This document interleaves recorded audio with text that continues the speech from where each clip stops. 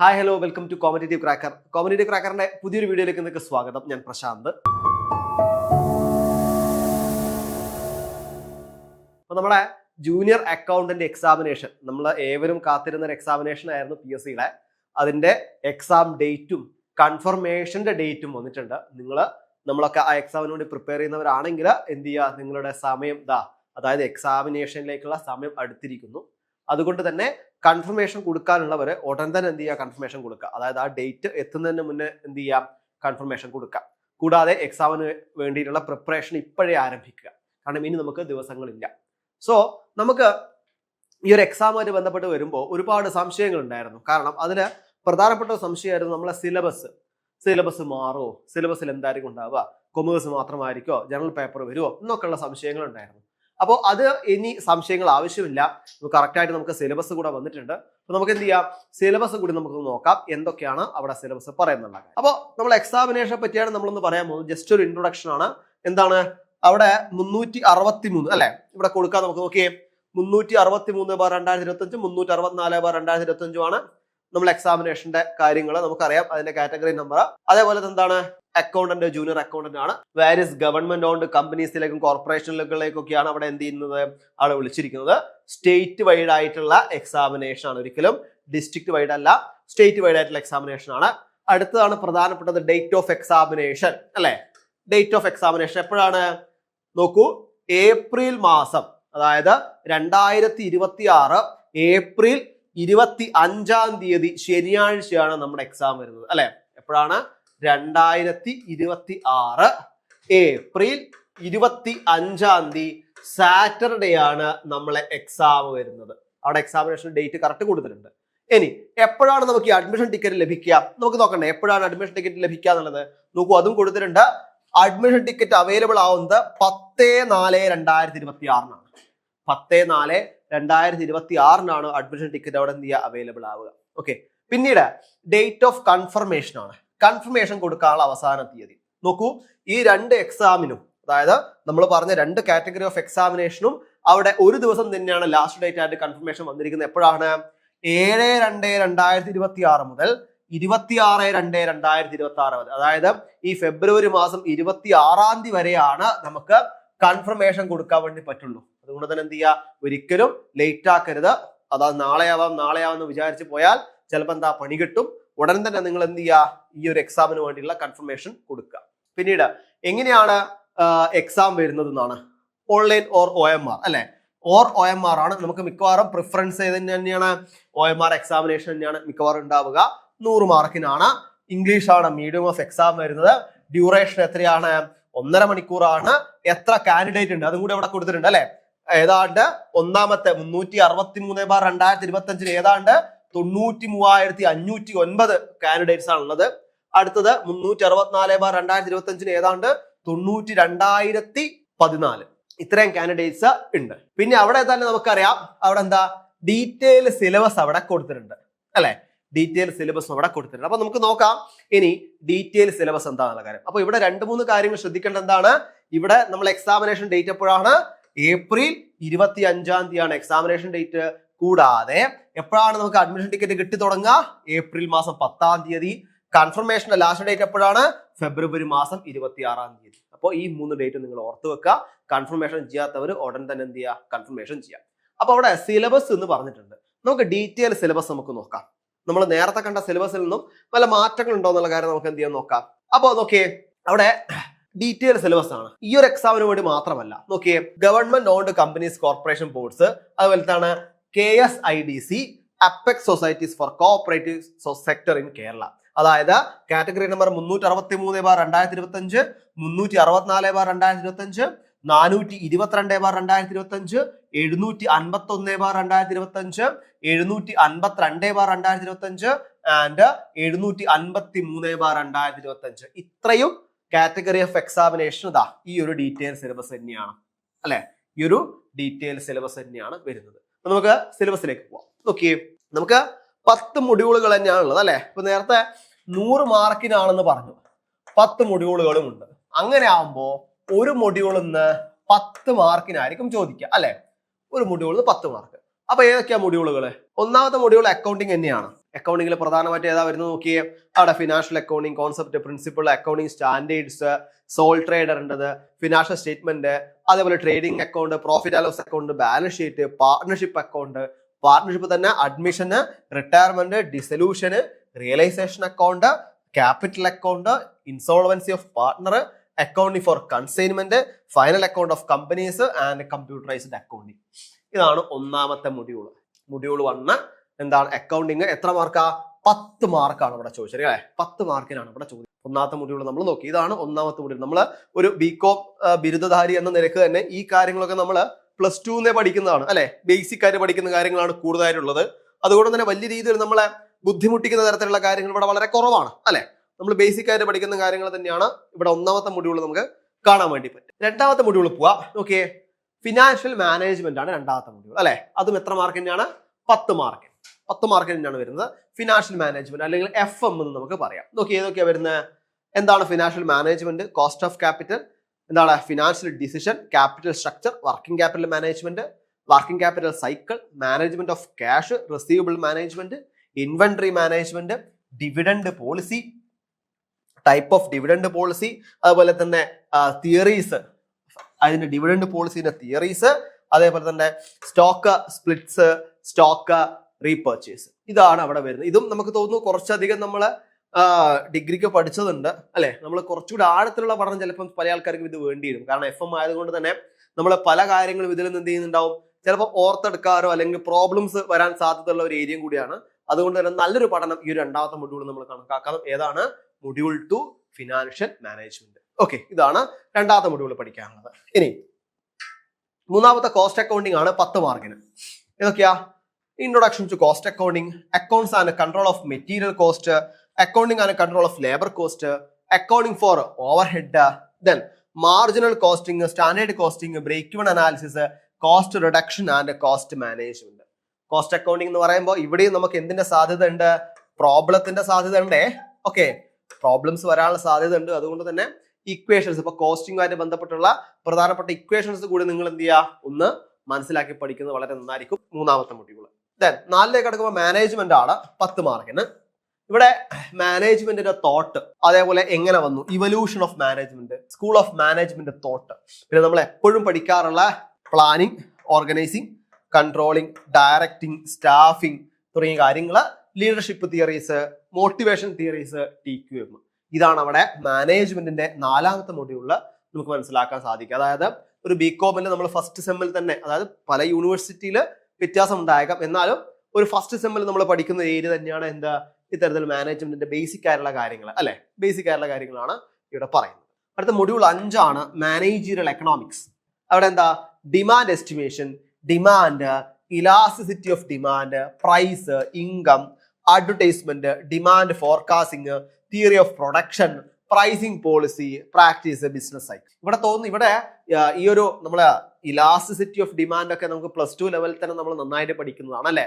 ഇവിടെ +2 തന്നെ micro economics, macro economics തുടങ്ങിയ കാര്യങ്ങളൊക്കെ നമ്മൾ പഠിക്കുന്നുണ്ട്. ഈ ഇലാസ്റ്റിസിറ്റി ഓഫ് ഡിമാൻഡും ആ ഡിമാൻഡിന്റെ കേർവിന്റെ മാറ്റങ്ങളും പ്രൈസും ഇലാസ്റ്റിസിറ്റിയും തമ്മിലുള്ള ബന്ധങ്ങളൊക്കെ അവിടെ പഠിക്കുന്നുണ്ട് +2. അവിടുന്ന് കുറച്ചുകൂടി അഡ്വാൻസ്ഡ് ആയിട്ടാണ് ഡിഗ്രിക്ക് പഠിക്കുന്നത്. അതുകൊണ്ട് തന്നെ വളരെ അധികം എന്താ പറയാ, കൂടുതലായിട്ടില്ലാതെ എന്നാൽ പഠിക്കേണ്ട ഏരിയ പ്രോപ്പർ ആയിട്ട് ഇവിടെ തന്നിട്ടുണ്ട്. അതുകൊണ്ട് തന്നെ ഈ ഒരു മാനേജറിയൽ എക്കണോമിക്സ് നമുക്ക് വലിയ രീതിയിൽ പേടിക്കാനില്ലാത്ത ഒരു സാധനമാണ്. 6 കമ്പനി ലോ.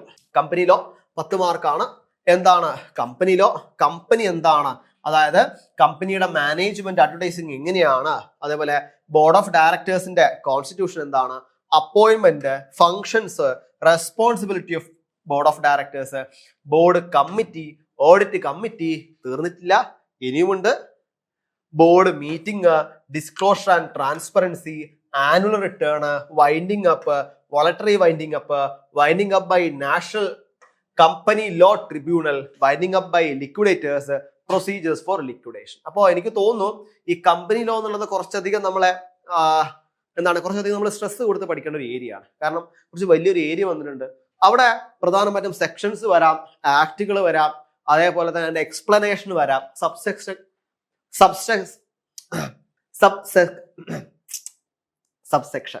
സബ് സെക്ഷനുകൾ വരാം അല്ലെ, ഇതൊക്കെ അവിടെ വരാനുള്ള സാധ്യത ഉണ്ട്. അതുകൊണ്ട് തന്നെ ഈ ഒരു കമ്പനി ലോ എന്നുള്ളത് നമ്മൾ ഒന്നുകൂടി നല്ല രീതിയിൽ മനസ്സിരുത്തി പഠിക്കേണ്ട ഒരു ഏരിയ ആണ്.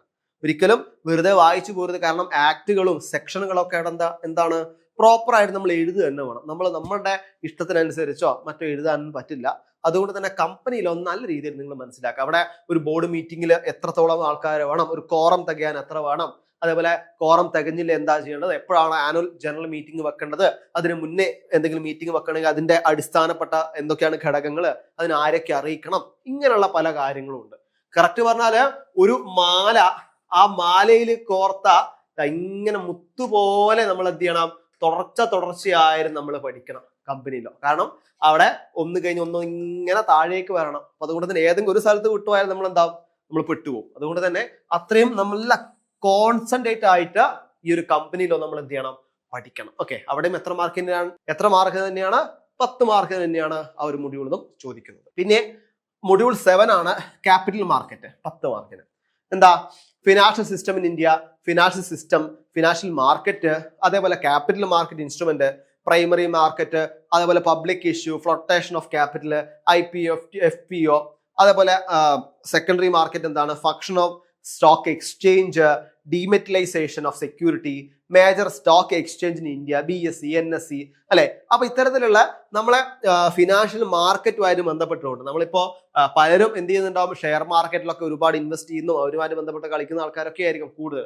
അപ്പൊ അവർക്കൊക്കെ പ്രാക്ടിക്കൽ നോളജ് ഉണ്ടാവും. അപ്പൊ ഒരു തിയററ്റിക്കൽ നോളജ് കൂടി എന്ത് ചെയ്യാണ്, ഈ ഒരു ഏരിയയിൽ നിന്ന് കിട്ടുകയാണ്. പ്രധാനമായിട്ടും നമുക്ക് നല്ലൊരു ഏരിയ, അതായത് ഇപ്പോ നമുക്ക് കറന്റ്ലി ആവശ്യമുള്ളത് എന്നുകൂടെ നമുക്ക് പറയാൻ പറ്റുന്ന ഏരിയ കൂടിയാണ് ഈ ക്യാപിറ്റൽ മാർക്കറ്റ്. 10 മാർക്കിനാണ് ഇവിടുന്ന് ചോദിക്കുന്നത്. ഓക്കെ, 8ലേക്ക് കടക്കുമ്പോഴാണ് ഇൻകം ടാക്സ്. അവിടെ ഫണ്ടമെന്റൽസ് ഓഫ് ഇൻകം ടാക്സ് ആണ്. ഇൻകം ടാക്സ് വരുമ്പോൾ തന്നെ പലരും ചോദിച്ചു GST വരുമോ എന്നുള്ളത്.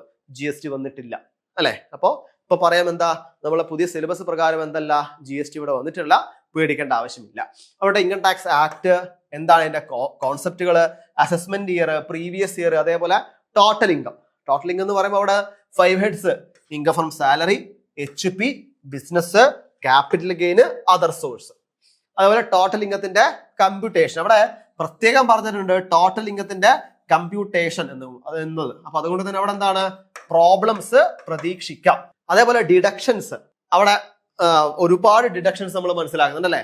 അപ്പോൾ ഡിഡക്ഷൻസ് അല്ലെ, അപ്പോൾ ഈ ഡിഡക്ഷൻസ് നമ്മൾ പഠിക്കണം. കൂടാതെ tax planning, income tax returns. അവിടെ ഇൻകം ടാക്സ് റിട്ടേൺസ് കൂടെ നമ്മൾ എങ്ങനെയാണ്, അതായത് നമുക്കറിയാം ഇപ്പോൾ ഇൻകം ടാക്സ് റിട്ടേൺ എങ്ങനെയാണ് പ്രിപ്പയർ ചെയ്യേണ്ടത്, അതിന്റെ പ്രധാനപ്പെട്ട രേഖകൾ എന്തൊക്കെയാണ് തുടങ്ങിയ കാര്യങ്ങൾ. അപ്പോൾ ഒരു അക്കൗണ്ടന്റ് എന്ന രീതിയിൽ ബേസിക് ആയിട്ട് അറിയേണ്ട ഒരു കാര്യം കൂടിയാണ് നമ്മൾ ഇൻകം ടാക്സിനെ പറ്റി. അപ്പൊ അത് നമുക്ക് ഇവിടെ പ്രോപ്പർ ആയിട്ട് പഠിക്കാറുണ്ട്. നമ്മൾ ഇവിടെ GSTയുടെ കാര്യങ്ങൾ സൂചിപ്പിച്ചിട്ടുണ്ടായിരുന്നു അല്ലെ, അത് നമുക്ക് ഇവിടെ പഠിക്കേണ്ട ആവശ്യമില്ല. GST ഇതിൽ എന്ത് ചെയ്തിട്ടില്ല, നമ്മളെ സിലബസിൽ ചോദിച്ചിട്ടില്ല. ഓക്കെ, പിന്നെ 9ാമത്തെ മൊഡ്യൂളിലേക്ക് മാർക്കറ്റിംഗ് മാനേജ്മെന്റ് ആണ്. അവിടെ എന്താണ് മാർക്കറ്റിംഗ്, കൺസ്യൂമർ ബിഹേവിയർ അവിടെ ചോദിച്ചിട്ടുണ്ട്. അതേപോലെ തന്നെ കൺസ്യൂമർ ബൈയിങ്ങിന്റെ പ്രോസസ്സ്, ഫാക്ടേഴ്സ് ഇൻഫ്ലുവൻസിങ് എന്തൊക്കെയാണ്, കസ്റ്റമർ റിലേഷൻഷിപ്പ് മാനേജ്മെന്റ് എന്താണ്, CRM, മാർക്കറ്റ് സെഗ്മെന്റേഷൻ, പ്രൊഡക്റ്റ്, അതേപോലെ product item, promotion, types of promotion, അതേപോലെ അഡ്വർടൈസ്മെന്റ് എന്താണ്, പേഴ്സണൽ സെല്ലിംഗ്, സെയിൽസ് പ്രൊമോഷൻ തുടങ്ങിയ മാർക്കറ്റ്, നമ്മൾ ഇപ്പോൾ ഉള്ള മാർക്കറ്റ് എങ്ങനെയാണ്, ആ മാർക്കറ്റിലേക്ക് പുതിയൊരു പ്രൊഡക്റ്റ് വന്നാൽ എന്തൊക്കെ ചെയ്യാൻ വേണ്ടി പറ്റും, സെയിൽ എങ്ങനെ കൂട്ടാം, പ്രൊഡക്റ്റിന്റെ അഡ്വർടൈസ്മെന്റ് എന്തൊക്കെയാണ്, ഇങ്ങനെയുള്ള പ്രാക്ടിക്കലി കൂടെ നമ്മൾ ചിന്തിക്കേണ്ട കാര്യങ്ങളാണ് അവിടെ മാർക്കറ്റിംഗ് മാനേജ്മെന്റ് വരുന്നത് 10 മാർക്കിന്. ലാസ്റ്റ് മൊഡ്യൂളിലേക്ക് കടക്കുന്നു, ഓഡിറ്റിംഗ്. നമ്മൾ ഏത് ജോലിക്കാ പോകുന്നത്, ജൂനിയർ അക്കൗണ്ടന്റ് അല്ലെ, അക്കൗണ്ടന്റ് എന്നുള്ള ജോലിക്കാ പോകുന്നത്. അതുകൊണ്ട് തന്നെ അക്കൗണ്ടന്റ് എന്താ ചെയ്യുന്നത്, അവിടെ കറക്റ്റ് ആയിട്ട് തെറ്റുകളൊക്കെ മാറ്റി നിർത്തിക്കൊണ്ട് ശരിയായ രീതിയിൽ കണക്ക് കൂട്ടുക, അത് തന്നെയാണ് അവിടെ അക്കൗണ്ടന്റിന്റെ ചുമതല. അപ്പോൾ അവിടെ നമ്മൾ പ്രോപ്പർ ആയിട്ട് പഠിക്കേണ്ട ഒരു കാര്യമാണ് മക്കളെ ഓഡിറ്റിംഗ്. അപ്പോൾ പറഞ്ഞിട്ടുണ്ട് എന്താണ് ഓഡിറ്റ് പ്രോസസ്സ്, ഇന്റേണൽ ചെക്ക് എന്താണ്, പ്രിപ്പറേഷൻ ഓഫ് ബിഫോർ ഓഡിറ്റ് എന്താണ്, audit programme, audit process, audit notebook, audit working papers, audit file, internal check, vouching and verification, auditors of joint stock companies, investigation versus auditing. അപ്പൊ ഇവിടെ auditing എന്ന് പറയുമ്പോൾ നമ്മൾ കുറച്ചുകൂടി നല്ല രീതിയിൽ സ്ട്രെസ് കൊടുത്ത് പഠിക്കണം. കാരണം നമ്മൾ ചെയ്യുന്ന ജോലിയുമായി ബന്ധപ്പെട്ടുകൊണ്ട് ഏറ്റവും കൂടുതൽ ഇമ്പോർട്ടന്റ് ആയ ഒരു പേപ്പറാണ് ഈ ഓഡിറ്റിംഗ് എന്ന് പറയുന്ന 10 മാർക്കിന്. അപ്പോൾ പ്രോപ്പർ ആയിട്ട് ഇത് നല്ല രീതിയിൽ പഠിക്കുക. കാരണം ചോദ്യങ്ങളും ഉത്തരങ്ങളും ഒക്കെ നമുക്ക് ഈസി ആവണം അല്ലെ. ചോദ്യങ്ങൾ ഈസി ആയാൽ മാത്രമേ ഉത്തരങ്ങൾ നമുക്ക് കൊടുക്കാനും ഈസി ആവുള്ളൂ. അതുകൊണ്ട് തന്നെ പ്രോപ്പർ ആയിട്ട് മൊഡ്യൂൾ 10 നിങ്ങൾ എന്ത് ചെയ്യുക, നല്ല രീതിയിൽ പഠിക്കണം. അപ്പോൾ ഇതൊക്കെയാണ് നമുക്ക് വന്ന ഒരു സിലബസിൽ നമുക്ക് അറിയാൻ കഴിഞ്ഞത്. അപ്പോൾ ഈ ഒരു സിലബസ് നോക്കിയാൽ തന്നെ നമുക്കറിയാം നമ്മളെ കൈപ്പിടിയിൽ ഒതുങ്ങുന്ന എക്സാമിനേഷൻ ആണ്. നമ്മളെ കൈപ്പിടിയിൽ ഒതുങ്ങുന്ന എക്സാമിനേഷൻ ആണ്. ഒരു വിധത്തിലുള്ള ടെൻഷൻ ആവശ്യമില്ല. അപ്പൊ നിങ്ങൾ ശ്രദ്ധിക്കേണ്ട 2 കാര്യങ്ങളെ പറ്റി ഒന്നും പറയാം. ആദ്യം എന്താ, നമ്മളെ ജൂനിയർ അക്കൗണ്ടന്റിന്റെ എക്സാം ഡേറ്റ് വന്നിട്ടുണ്ട്. എപ്പോഴാണ് നോക്കിയേ, ഇവിടെ 25 ഏപ്രിൽ 2026 അല്ലെ. 2026 ഏപ്രിൽ മാസം 25-ാം തീയതിയാണ് എക്സാമിനേഷൻ. കൺഫർമേഷൻ കൊടുക്കുന്നത് എപ്പോഴാണ്? കൺഫർമേഷൻ കൊടുക്കാൻ വേണ്ടിയിട്ട് ഈ ഫെബ്രുവരി 26 വരെ സമയമുണ്ട്. അതിന് മുന്നേ തന്നെ നിങ്ങൾ എന്ത് ചെയ്യുക, കൺഫർമേഷൻ കൊടുക്കുക. ഒരിക്കലും മറന്നു പോരുത്. അപ്പോൾ കൺഫർമേഷൻ കൊടുക്കാൻ മറന്നു പോരുത്. പല കാരണങ്ങൾ നമുക്ക് ഉണ്ടാവും, തിരക്ക് ഒക്കെ പറയും പല ആൾക്കാരും. പക്ഷെ നിങ്ങളുടെ അല്ലെങ്കിൽ നമ്മുടെ ജോലിയുടെ ആവശ്യമാണ്. ഒരിക്കലും കൺഫർമേഷൻ കൊടുക്കാൻ അവസാന സമയത്തേക്ക് മാറ്റി വെക്കരുത്. ഇപ്പോൾ തന്നെ എന്ത് ചെയ്യുക, അതിന് വലിയ പണിയൊന്നുമില്ല. നേരെ PSCയുടെ സൈറ്റിൽ പോവുക, കൺഫർമേഷൻ കൊടുക്കുക. ഓക്കെ, അപ്പോൾ ശ്രദ്ധിക്കുക. എക്സാമിന്റെ ഡേറ്റ് വന്നു, കൺഫർമേഷൻ ഡേറ്റ് വന്നു, നമ്മൾ എക്സാമിനേഷൻ ചൂടിലേക്ക് കടക്കുകയാണ്. അതുകൊണ്ട് തന്നെ ഇനി നമ്മളെ മുന്നിൽ മാറ്റി വെക്കാൻ പറ്റുന്ന കാര്യങ്ങളൊക്കെ മാക്സിമം മാറ്റി വെച്ചുകൊണ്ട് നമ്മൾ എന്ത് ചെയ്യുക, പഠിക്കാൻ വേണ്ടിയിട്ട് പോവുക. അപ്പോൾ ഇത്തരത്തിൽ പഠനം നല്ല രീതിയിൽ മുന്നോട്ട് പോകണമെങ്കിൽ എന്താ, നമ്മളെ എടുത്ത് നല്ല രീതിയിലുള്ള ഒരു കോപ്പറേഷൻ, എന്താ വെച്ചാൽ നമുക്ക് മനസ്സിൽ നല്ലൊരു രീതിയിലുള്ള വാശി വേണം. ഈ ഒരു ജോലി എനിക്ക് തന്നെ വേണം എന്നത്. അപ്പോൾ ആ ഒരു വാശി നിങ്ങൾക്ക് ഉണ്ടെങ്കിൽ നിങ്ങൾക്ക് ഈ എക്സാമിനേഷൻ ഈസി ആവാൻ വേണ്ടി പറ്റും. നമ്മുടെ ജൂനിയർ അക്കൗണ്ടന്റിന്റെ പുതിയ ബാച്ച് നമ്മൾ സ്റ്റാർട്ട് ചെയ്യുന്നുണ്ട്. കഴിഞ്ഞ 2 ബാച്ച് നമ്മൾ അനൗൺസ് ചെയ്തതാണ്. പുതിയ ബാച്ച് എക്സാമുമായി ബന്ധപ്പെട്ട് പുതിയ ബാച്ച് നമ്മൾ സ്റ്റാർട്ട് ചെയ്യാണ്.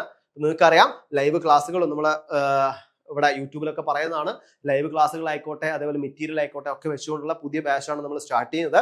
അപ്പോൾ ഈ ഒരു ബാച്ചുമായി ബന്ധപ്പെട്ട കാര്യങ്ങൾ അറിയാനും ബാച്ചിൽ ജോയിൻ ചെയ്യാൻ ഇവിടെ ബോർഡ് നമ്പർ ഇവിടെ കൊടുത്തിട്ടുണ്ട്. ഈ ബോർഡ് നമ്പർ ത്രൂ നിങ്ങൾക്ക് എന്ത് ചെയ്യാം, ഞങ്ങളെ കോൺടാക്ട് ചെയ്യാം. അപ്പോൾ നമുക്ക് എക്സാമിനേഷൻ ചൂടിലേക്ക് പോവുകയാണ്. അപ്പോൾ ഈ ഒരു ചൂടോടുകൂടി നമുക്ക് എന്ത് ചെയ്യാം, പഠിച്ചുകൊണ്ട് വരുന്ന എക്സാമിനേഷൻ എന്ത് ചെയ്യുക, പെട്ടെന്ന് ക്രാക്ക് ചെയ്യുക. അതിനു വേണ്ടിയിട്ട് ഞങ്ങളോടൊപ്പം കൂടാം. നമുക്ക് ഒരുമിച്ച് പഠിച്ചുകൊണ്ട് നല്ലൊരു ജോലി കരസ്ഥമാക്കാം. ഇതൊക്കെയാണ് പ്രധാനമായിട്ടും പറയാനുള്ളത്.